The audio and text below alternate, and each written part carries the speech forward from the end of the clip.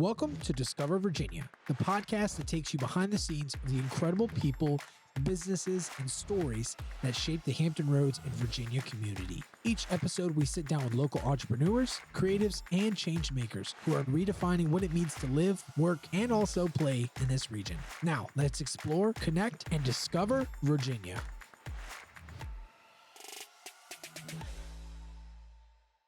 Brought to you by Clearmint. Clearmint makes payment processing seamless, secure, and smarter, empowering you to deliver exceptional customer experiences and drive growth. Try Clearmint today at clearmint.com. We're going to own this. We're going to own your entire CRM. We're going to own this entire part of your business, and you're not going to have to worry about it, right? So to finally relief and freedom is essentially what we're pursuing. Never been easier to create something. It's never been easier to do something, so that it's never been easier to go in the wrong direction. Hello and welcome to Discover Virginia, your video podcast for all things Virginia. I'm your host, Joseph Trahan, co-owner of One in Main Studios. Discover Virginia takes you behind the scenes with the people and stories shaping Virginia.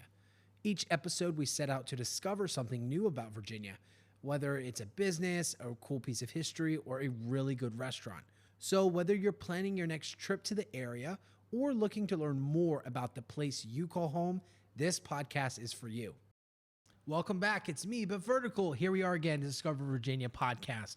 Guys, I am so excited because we are talking to the next best thing in AI for the Hampton Roads area, the AI brothers, Luke and Charlie. Luke, Charlie, welcome to the podcast. Thanks. Appreciate it, Joseph. This is awesome. Yeah. So first off, I really need some help here because AI is moving really fast, but I don't know if I should care about it for my business, if I should ignore it, put it under a rock. What do I do here? So this conversation today is for those business owners out there who are trying to navigate what to do with AI, how it integrates into their business, and then some really tactical things you've seen work well with your clients. Ready to dive in? Absolutely. Awesome.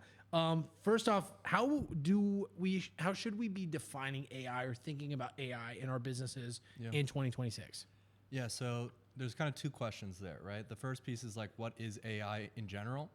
And so AI, artificial intelligence, is exactly what it sounds like. It's simulating intelligence, human intelligence specifically, to be able to now business application, produce business value, create deliverables, and that's mostly now being done through vehicles like ChatGPT and stuff like that. But right. AI has been around for a long time producing business value. I mean, Google is AI, search engines are AI, so. Yeah, and so for those people out there who don't have a Luke, right, in their team to help coordinate. I'm so sorry. All the operations. Yeah, first off, sorry, Yeah. Your life probably sucks. But secondly, more importantly though, can AI come alongside you as kind of like that digital assistant or even TaskRabbit in your business? How should someone for small and medium-sized businesses be thinking through that? Yeah, absolutely. That's a great question, Joseph. So just a background, what do you mean by that ops support? So I got this beautiful definition of operations from a fractional CEO named Louisa, who I got some advice from starting off. And she said operations is the art of achieving a goal with the least amount of effort and the most amount of revenue. So your question is how can AI help do that, right? Yeah. Well, let's look at that first. Achieving a goal. So the first thing you want to do is you want to clarify what you're trying to accomplish. If you don't already have a system that can ask you questions, make sure you prompt your LLM like ChatGPT or Claude to ask you questions until it has a crystal clear understanding of your goal, what you really want to do. You might have to do some soul searching as a prerequisite to that, right? So once you have your goal really clarified down, how can we achieve it with the least amount of effort, right? So if you want to categorize all of the action items down, you want to see anything that you're not 100% certain of on how to accomplish it, you want to ask for help, right? Maybe it's someone you trust, or maybe it's the AI itself to help you out. So I think that's a good starting ground as you're going through just achieving every single task that's required to hit your goal. You mentioned something interesting there too, Luke. Thank you for that wonderful definition. But also too, you said the soul searching, which I think is really important to there's still a human element to this. It's how do we navigate through it? But there's still that human touch as well. I think a lot of people in AI on my end, my misconception is like AI is the solution for everything. And if you didn't see our other hilarious video with Christina Kimbrough, go check it out and then come back. But there's still a human element to this, right? There's still a creator mentality that's needed to be successful, and also to like make sure that your business still connects with the human, the customer, the guest that you're inviting to partake in your services, right? Yep. Can I add one thing to that? Yes, please do. It's never been easier to create something. It's never been easier to do something, so then it's never been easier to go in the wrong direction. And if you haven't started with what is it that you want to do, what is your why, what is the reason for your existence, then it becomes really easy to spend a lot of time and a lot of money with AI doing the exact wrong thing. Yeah. So let's talk about doing the right thing. I know ROI is a really big business term, but your return on investment. If I put $5 in, I can get $10 out. How should businesses be navigating through the ROI calculation of implementation for AI in their business?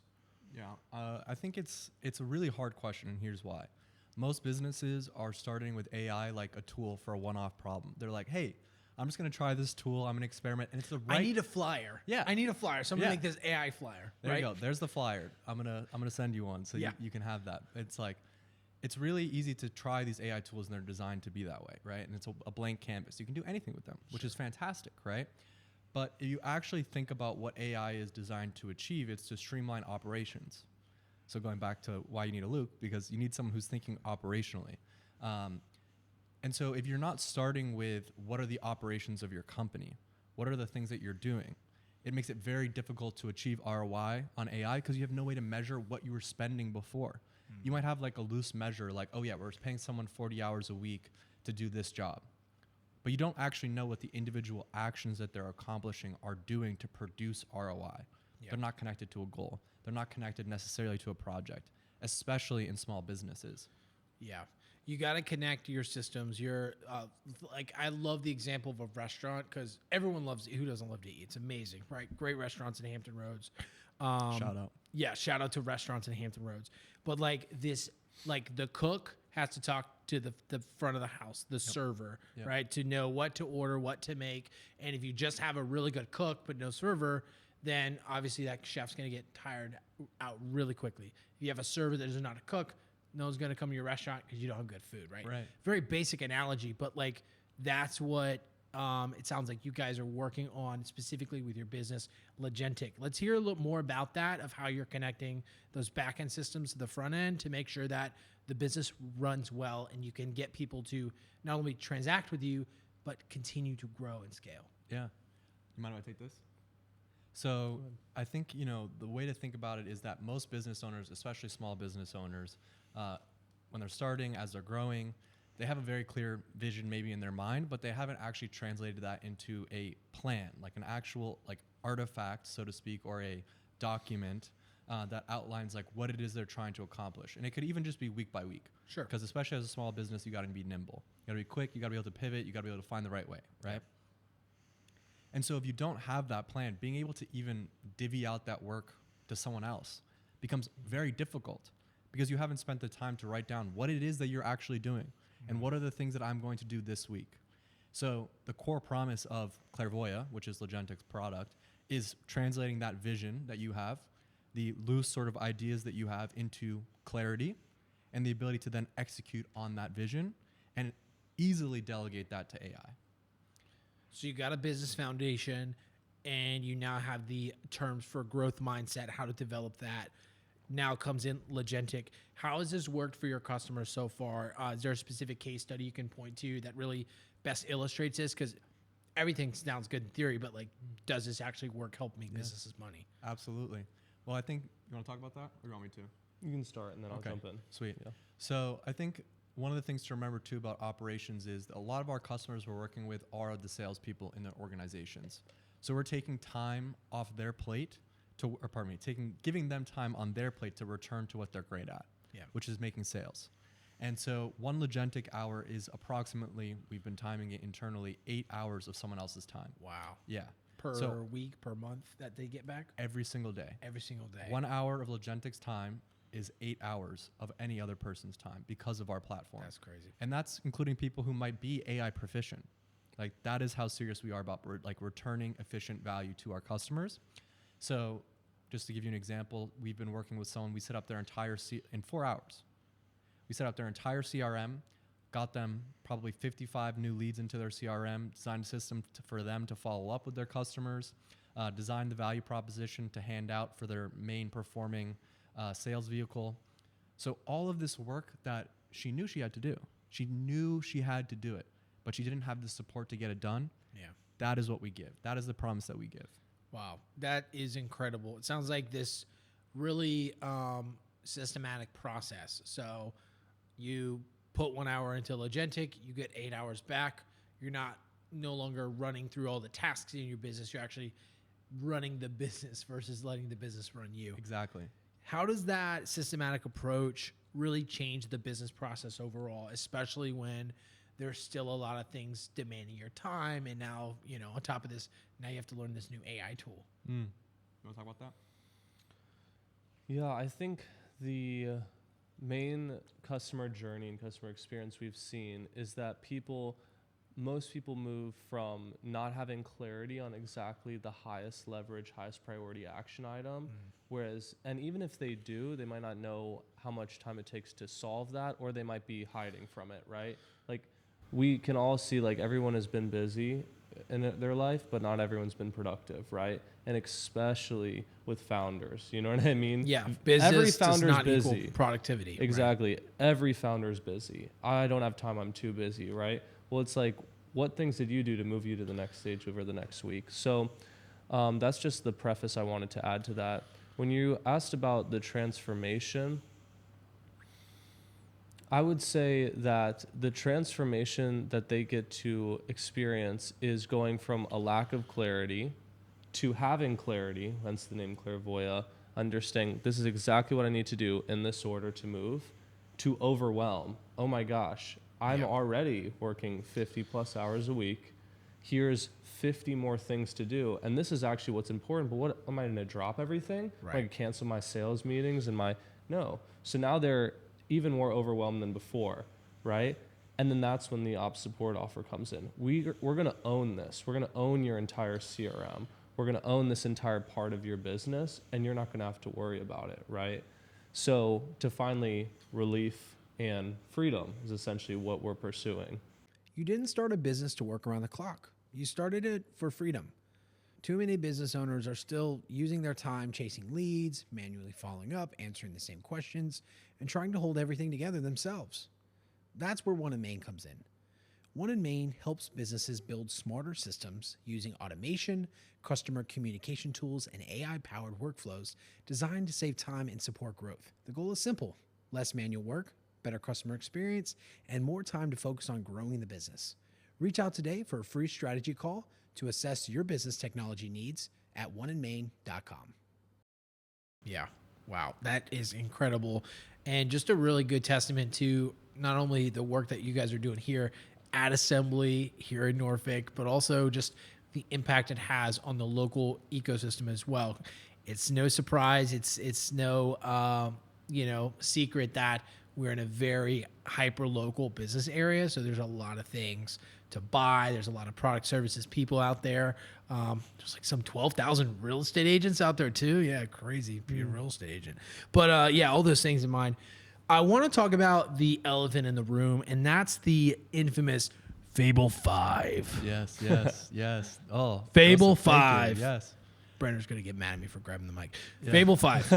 Where are we at on that? Yeah, I mean, there's so many kind of mixed feelings that come out of what's going on with Fable 5 right now. So for those of you who don't know, this is like the most recent model that was released by Anthropic. And so there's been a lot of controversy around the model because the government essentially told them you need to stop serving this model because of security, cybersecurity risk, and also biosecurity risk. So the ability to actually create hazardous compounds, right?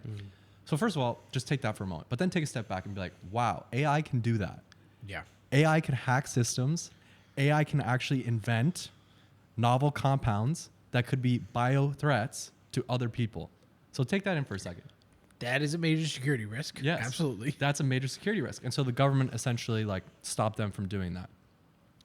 there's the other side of that like where people are essentially saying this is like a regulatory capture scheme. So it's like a business strategy where essentially like Anthropic is fear mongering. Sure.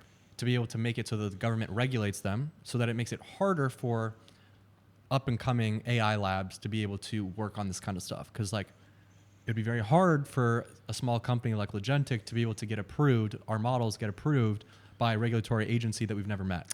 Climbing up the ladder and then pushing it out of the way so Yes. no one else can climb up behind you. Yep. Interesting. What's your take, Luke? I saw a lot of it too about like export controls. So like this is first off, the things I do know is like compared to Opus 4.8, which is Anthropic Claude's other new model, right, that came out a couple weeks ago, that just eats through your usage like nobody's business, of course. Yeah. But reduce the cost, Anthropic. Yeah. Please. Oh my gosh. Goodness gracious. And then Apple's over there like, you get 1 terabyte. If you want more, you're gonna have to pay $1,000 more, right? It's crazy, the storage alone. Yeah. No, I mean just yesterday, like we're just working on Claude, like $115. Yeah. for a In like project, 2 yeah. hours, Yeah. right? And it's like turn it off, you know what I mean? Yeah. Or at least minimize the cost. So, but anyways, to get back on it, it's like Fable 5 was better in everything than Opus 4.8, but it's like, okay, big whoop, right? Every single model ever it's like they release one every 3 weeks. Oh, it's better on this metric, on this thing, right? Sure. But what it was like claiming, maybe not even claiming, but supposedly like frontier level, like leaps and bounds better was on that cybersecurity front, as well as the agency, right? AI agency being able to take in long context, lots of memory, run for long amounts of times, understand entire systems. Whereas like maybe Opus 4.8 was a really good consultant. Right. Fable was like the operator in your business working for hours and hours and hours.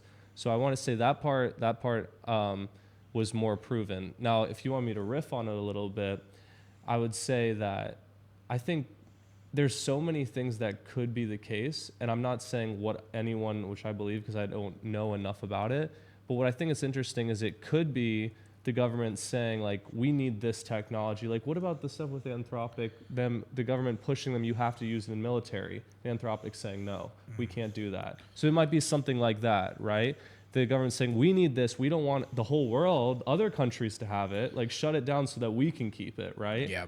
And then something else with it, maybe it did have a serious like big vulnerability. Anthropic claims publicly, like you go on Claude Code right now, it says Fable 5 is disabled. You click on that, it says the government, basically their article, which is blocked by ChatGPT, funny. I saw like Anthropic block ChatGPT because I have Atlas and you can like use ChatGPT on any website. So they block that. I'm like, I can't even do an AI summary of it until I copy paste it. So anyways, they say they blocked it by the government. They haven't given us a big enough reason why. And like, we're not sure, but we're pushing to get it back to you. Like, don't worry, right? Sure. It's essentially like what their article says right now. I checked this like half an hour ago. And what's interesting is like, if you want to like really let your brain run wild, is like, maybe you do know, but you can't publicly release that. Or maybe the government also has a real jailbreak security reason, but they didn't tell Anthropic. So like there's all of these possibilities of like, how amazing is this model? And before I heard about the bioweapons, which I'm not interested in, my first thought reading that was like, how do I get my hands on this thing? Like that sounds so awesome. Sure. You know what Yeah. I mean? It's like, it's so powerful that the government's not letting you use it. You know what I mean? Yeah. So I thought that the last wild and crazy riff I have is like, this is gonna like really help Anthropic. Like people are gonna want to use Fable 5. Like, isn't that a part of like hacker culture and like coder culture? It's Makes like, it more oh, I'm not desirable. supposed to use it. Like, let me try this OpenClaw. Let me put it on my system. You know what I mean? So I think it's like, I'm not saying that Anthropic worked with the government to shut it down to build up more demand. So when it is released, it goes through the roof. What I am saying is that it's pretty opportunistic. Yeah, absolutely. And I think there's, really, really well put and really, exciting conversation. It's like there's been this new mineral released into the environment, and this new mineral that anybody can access. And it's the utility of it alone is just so versatile that, a business owner can use it, a mom at home trying to, do a chore chart for their kids, right? Parents, navigating that with getting ideas for Should we redesign the house? Just so much utility there. It's very fascinating to see how the future of AI develops. Well, before we wrap up today, Luke, Charlie, I definitely want to say thank you for coming on the show and sharing what you're building at LogentIQ. Where can folks go to learn more about you and what you're building? Sure. So the first place is just LogentIQ.com. And right there, if you go to LogentIQ.com, the first thing you'll see is the link to Clairvoya, where, if you're a founder, a CEO, COO, a solopreneur, you can do what we talked about. And then if you scroll down, you can just book a meeting with us or just reach out to us for any kind of support that you would need. So that's the first place, is LogentIQ.com. Also post regularly on LinkedIn, as well as Instagram and TikTok at LogentIQ HQ. Awesome. And if you're at Assembly and you haven't met Luke and Charlie, you better go say hi to them. What are you doing? Today. Come on. Today is the day you say hi to Luke and Charlie. Don't go to your cubicle. Don't run up to the elevator and go to your office. We got to talk to each other more, okay? That's right. Just says hi. You should say hi. Talk to one new neighbor this week. All right. There we go. Rapid fire question section. You guys ready? Let's do it. All right. Favorite networking group in the area, 757, to visit? Wow, that is a hard question. What was the networking event that should we even drop that one? Should we even drop it? Drop it. I don't know. Yeah. I always love Jake Main's networking event. That's a good time. Every event here is always great. Yeah, for me, it is that one. It's ACG 757. So it focuses on middle market mergers and acquisitions. And it's just a really big passion of mine. Very cool. Yeah. Both. I haven't heard of that one. The Jake Main's one I've heard. Yeah. You get a lot of good people together on those events for sure. Favorite restaurant to visit here in the 757? Grain, we've had great memories there. I like Craft on Collie too. Yeah. Yeah, absolutely. They have truffle fries and like this blue margarita that's really good. Yeah. Shout out my boy Calvin, Saigon Bistro. That's where it's at. Calvin Saigon Bistro. There we go. There we go. And last rapid fire, favorite beach to visit in the Virginia Beach area? I'm basic, man. I just like going to the ocean front, but That's if you classic. can't tell, I That's don't. classic. I don't love spending that much time outside, as you could probably tell. So, What about you, Luke? I like the Shore Drive area, Shore like Drive? the bay, like getting to see the whole bridge, Chesapeake Bay Bridge tunnel. It's just more calm and everything, less crowded. Absolutely. Awesome. Well, thank you guys so much for coming on the show. Thank you for listening. Be sure to hit that like button. And then, of course, if you scroll in on Instagram and you zoom in and you hit the heart multiple times, the heart will explode. So if you haven't tried that yet, try it out. It's a cool feature. And we'll see you on another episode very soon. Bye. Thank you for listening to Discover Virginia. If there's a person, story, or place you think we should cover next, you can leave us a voice message at 757-509-1518. The show was produced by One in Main Studios. Special thanks to our team, Sean, Michael, and Brady. Don't forget to subscribe, review, and share the podcast wherever you listen. See you next episode. Hey y'all, Christina Kimbrough here, founder of Free Life LLC. So I created Free Life because I needed delicious non-alcoholic beverages that are full of flavor to sip on these hot Virginia summers. So you're gonna wanna grab a cold one, sip smart, live free.